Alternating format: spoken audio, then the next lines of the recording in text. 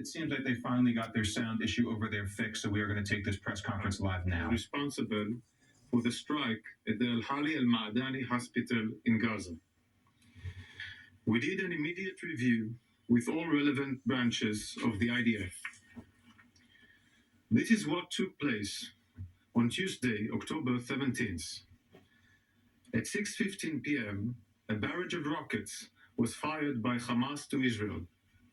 Then, at 6:59 p.m., a barrage of around 10 rockets was fired by Islamic Jihad from a nearby cemetery.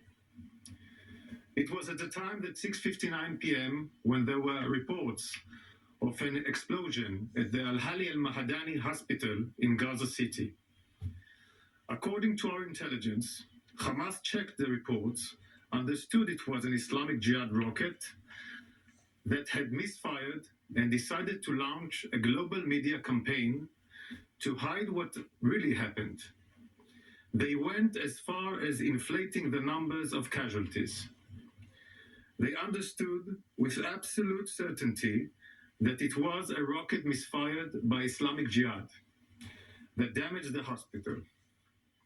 Analysis of our aerial footage confirms that there was no direct hit to the hospital itself.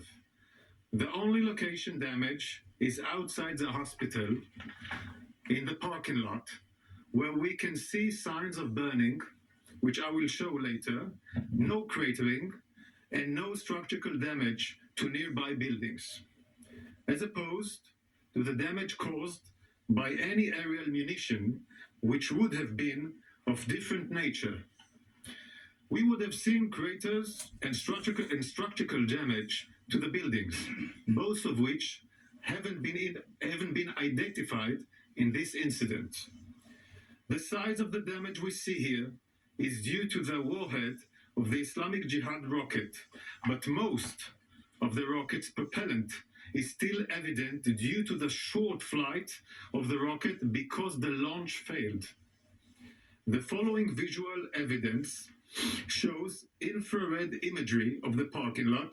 You can see the central locations of fires, some debris of rooftops, no craters can be identified. I want to show you that myself.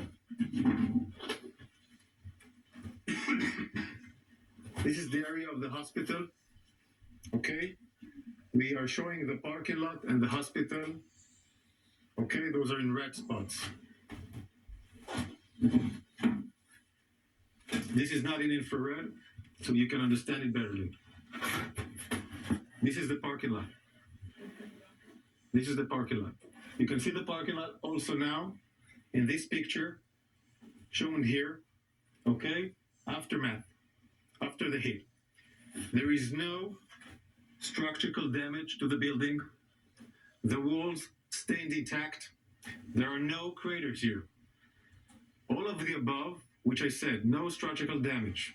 The walls stay intact, no craters. These are the characterized that shows that it's not an aerial ammunition that have hit the parking lot. We also have examples of what air-to-ground munition created looks like. As you can see, they do not exist in this instance. Many media outlets immediately reported the unverified claims by Hamas. Those were lies spread by Hamas. I want to make something clear. It is impossible to know what happened as quickly as Hamas claimed they knew. That should have been an initial warning sign for many. Unlike Hamas, the IDF launched an immediate examination, which was overseen at the very highest levels of command. This professional review was based on intelligence, operational systems, and aerial footage, all of which we cross-checked. The evidence, which we are sharing with you all, confirms that the explosion of the Al-Hali Al-Mahadani hospital in Gaza was caused by an Islamic Jihad rocket that was misfired. Here are the four main parts of the examination process. First, we confirmed that there was no IDF fire by land, sea, or air that hit the hospital.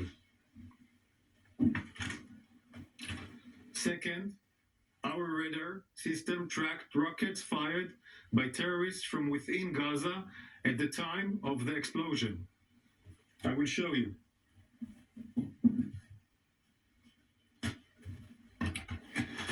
The trajectory analysis from the barrage of rockets confirms that the rockets were fired close proximity to the hospital.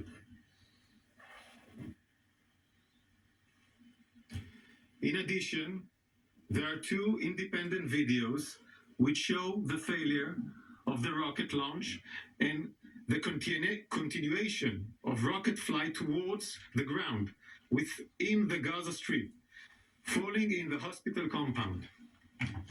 Third, we have intelligence, some that will be shared here, of communication between terrorists talking about rockets misfiring.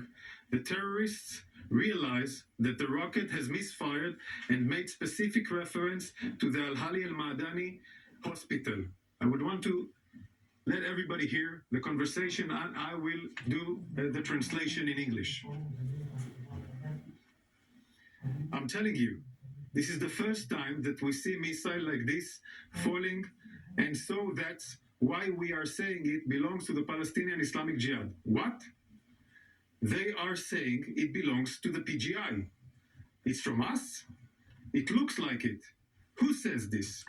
They are saying the shrapnel from the missile is local shrapnel and not like Israeli shrapnel. What are you saying, Abu Amar?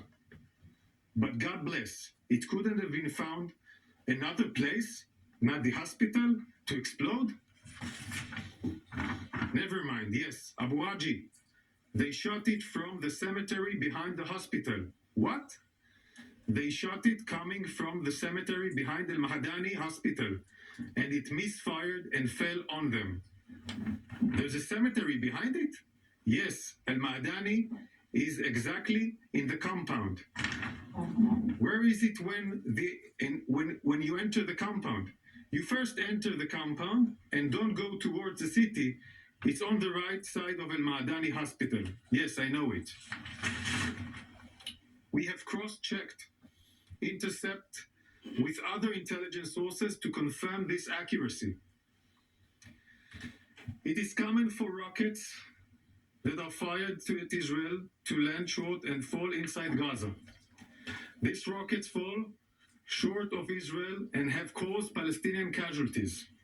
During this war, we have counted approximately 450 rockets that misfired and fell inside Gaza. Palestinian civilians pay the price. I want to show you the footage.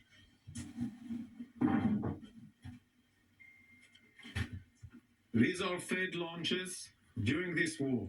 Until now, these are all failed launches that fell inside the Gaza Strip, and some of them, of course, created casualties among the Palestinians themselves. And one of them was in the hospital Al-Hali al-Madani.